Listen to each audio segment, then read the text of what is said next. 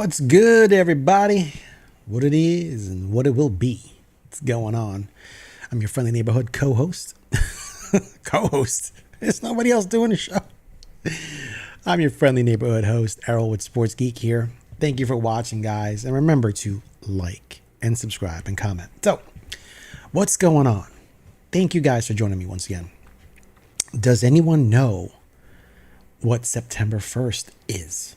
Besides the date. Anyone? Oh, you know? That's cool. What is it? Are you going to tell me? Maybe not. That's the cat. Well, September 1st is expanded rosters for all MLB teams. What does that mean? That means teams can call up 2 people to expand their roster.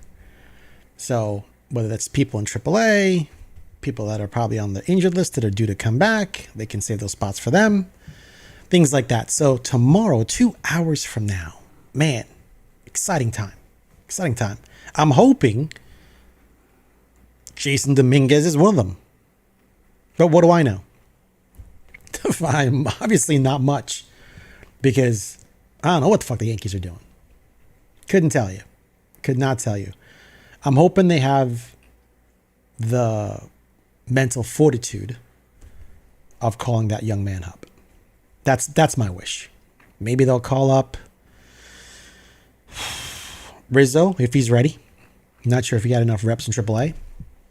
I think Ian Hamilton might be getting a few more reps in the bullpen down in AAA. I've heard that they're not liking what they see from Scott Effross, although he's pitched well in the past 8 innings. But they're just stuff that's missing, they said, that they saw in 2022. Or so they say. Don't know. Can never tell with the Yankees. Can never tell. I know Clark Schmidt might get another rehab start or maybe 2 before he's called up. So that's not going to be it.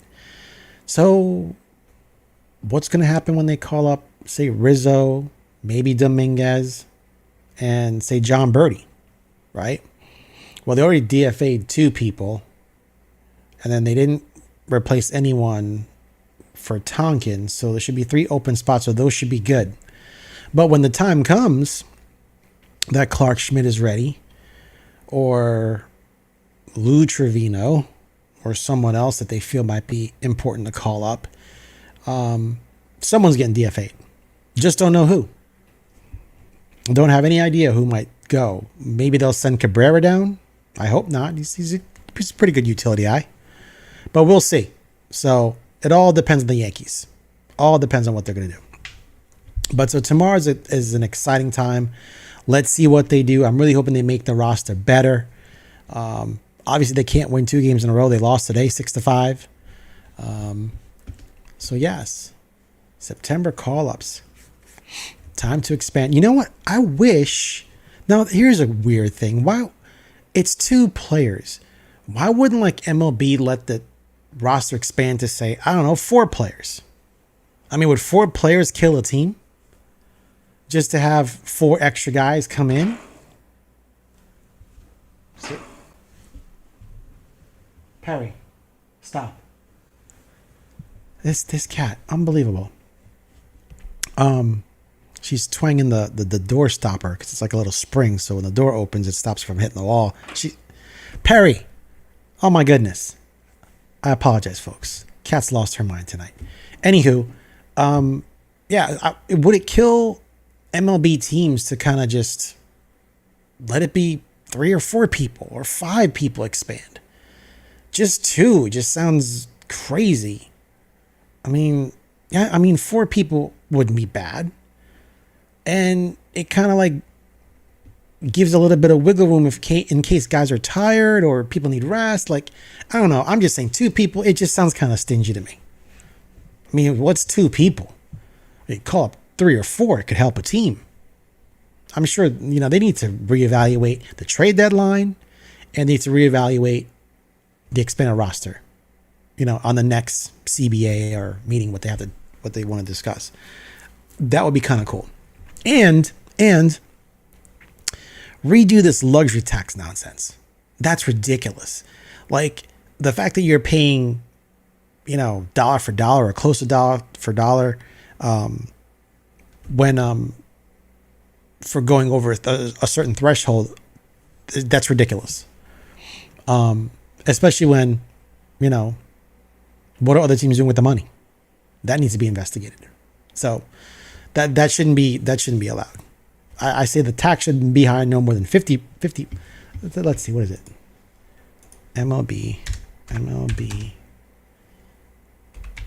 luxury tax.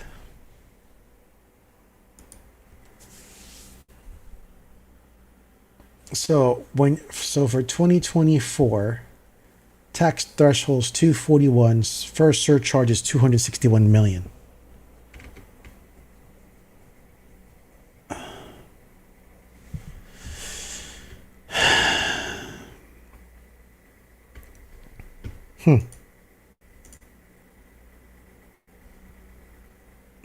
New York Mets. Salaries 349 million.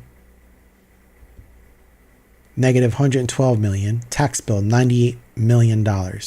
Total bill 448 million. That's crazy. Los Angeles Dodgers. The Mets are 71 and 64. That's crazy. Los Angeles Dodgers 339. Oh, let me show you guys what I'm looking at. My bad. So rude of me. Errol, you're so rude.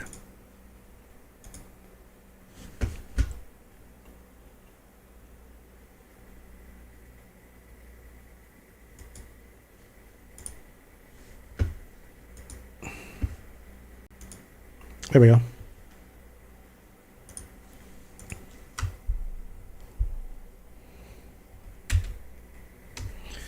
So yeah, Dodgers 339 million, space, tax bill 88 million, total 427. Jesus.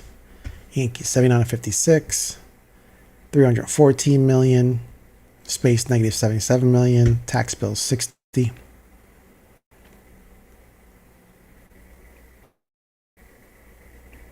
It's not the end of the year yet, so it just depends on where they finish. And this all gets adjusted.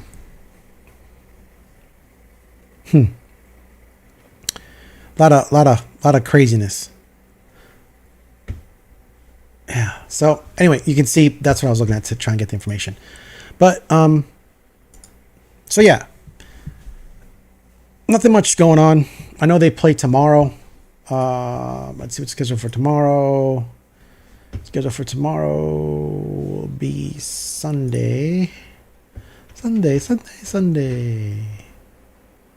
What? Oops.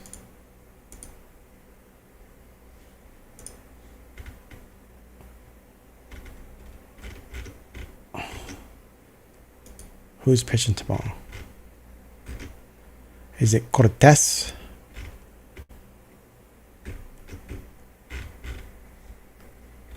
What the go to September, jackass.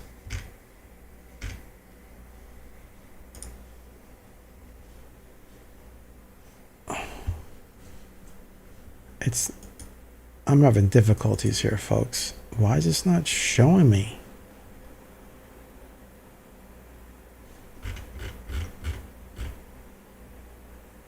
Yeah, it's Cortez. Mikolas versus Cortez tomorrow.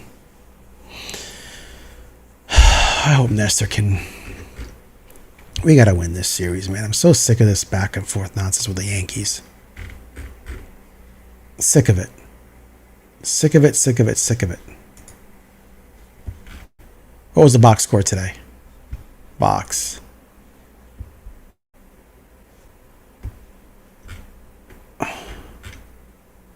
So Torres was 1 for 5, yay. Soto 1 for 5, Judge 1 for 4 with a run. Wells 2 for 5.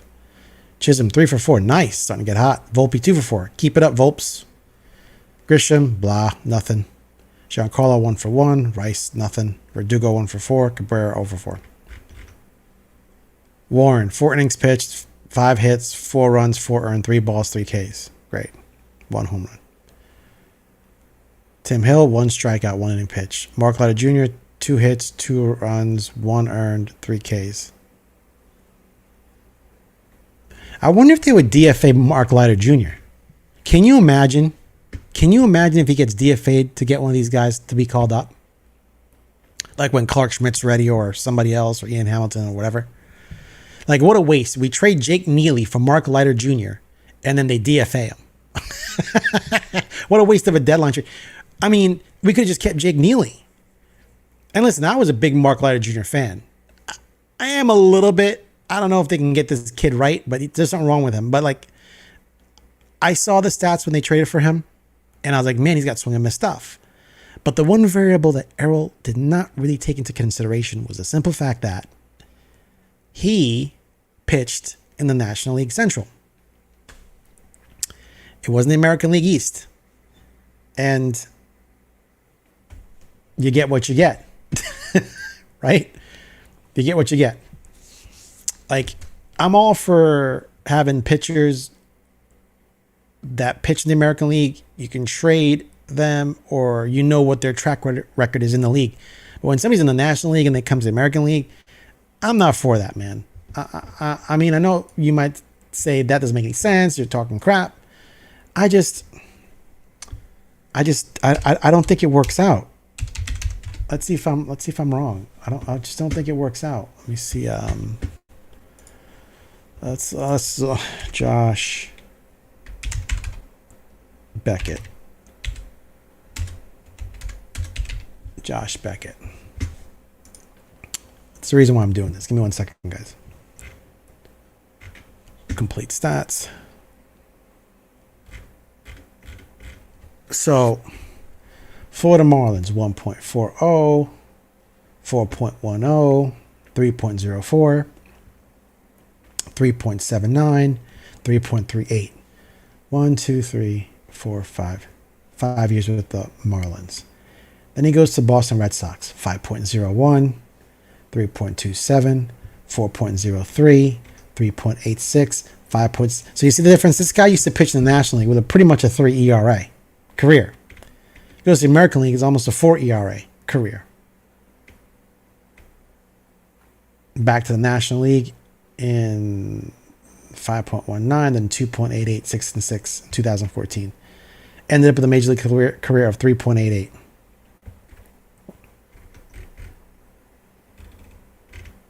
$138 wins, 106 losses.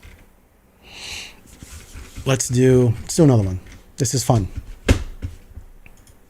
Let's do another good pitcher, David Cone. David Cone, complete stats.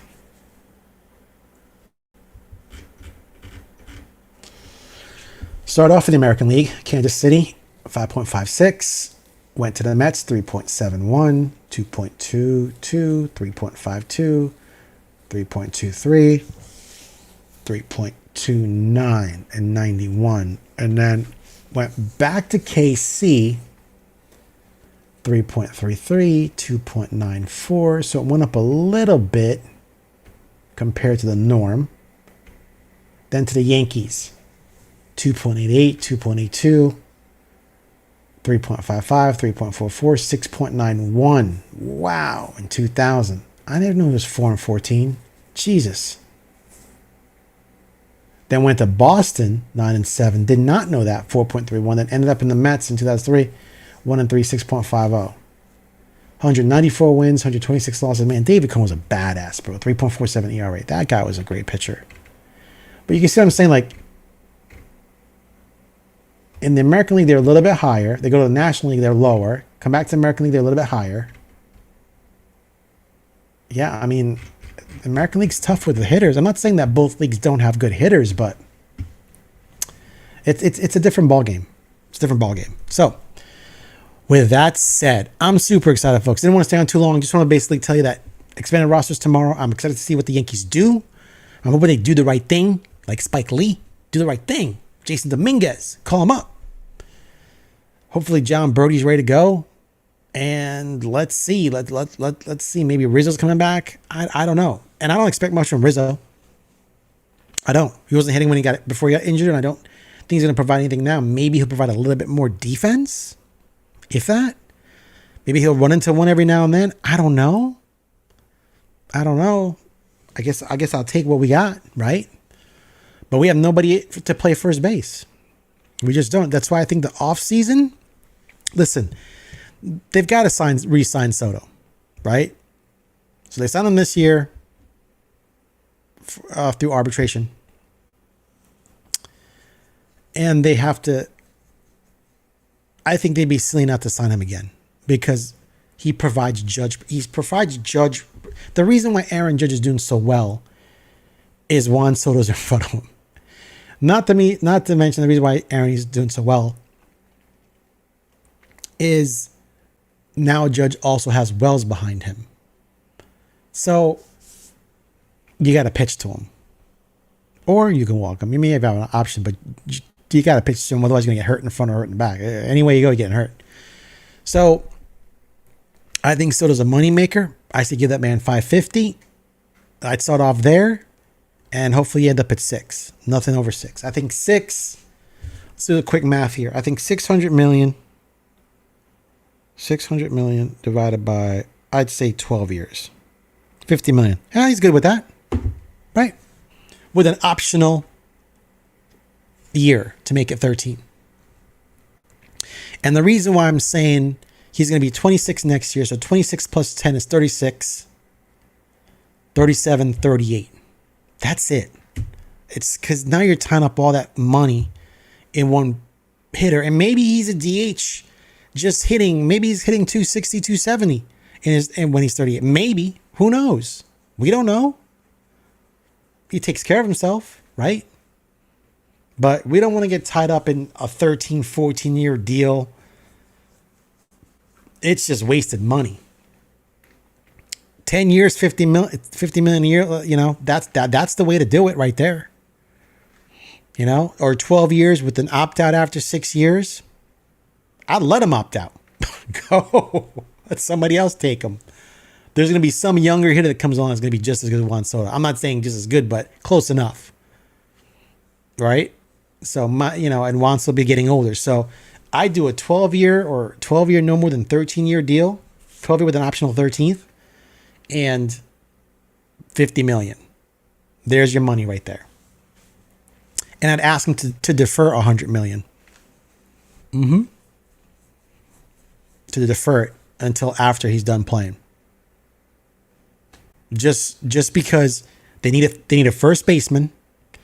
They possibly need a third baseman, right? And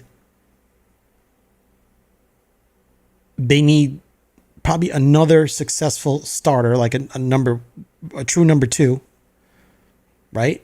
Although Stroman's back next year and Rodon's locked up, I'd try and move Rodon. Honestly, I would. Unless this guy becomes the hero in the playoffs in the World Series, and he locks in and he goes balls to the wall. He's the man. If that doesn't happen in the playoffs, I'm trying to move him next year. I'll even eat half his salary and pick up somebody else. Because if you eat half the salary or even a third of the salary, some other team will take a chance on him. He can go to a bigger ballpark and then you can invest in another number 2. Send his ass back to Chicago. Go, give us Garrett Crochet. Here's Carlos Rodon. We're going to eat half, give us Crochet, and we'll throw in a prospect. And you got to, you're rebuilding. He can be your veteran to anchor the staff. I don't know. I figure it out. But we do need a couple of infielders unless they're going to bring up Caleb Durbin or whoever else can play infield. I don't know. The Yankees have so many holes to fix again this offseason. It's not even funny. And with the added pressure of signing Juan Soto. So, let's just breathe. We could do this. We could do it. So, anyway, guys, remember to like and subscribe. I just wanted to jump on here pretty quick. There's no player of the game today because they lost. I ran through quick injury updates. That Rizzo might be back tomorrow. We don't know. We'll see. He might be a part of the expanded roster.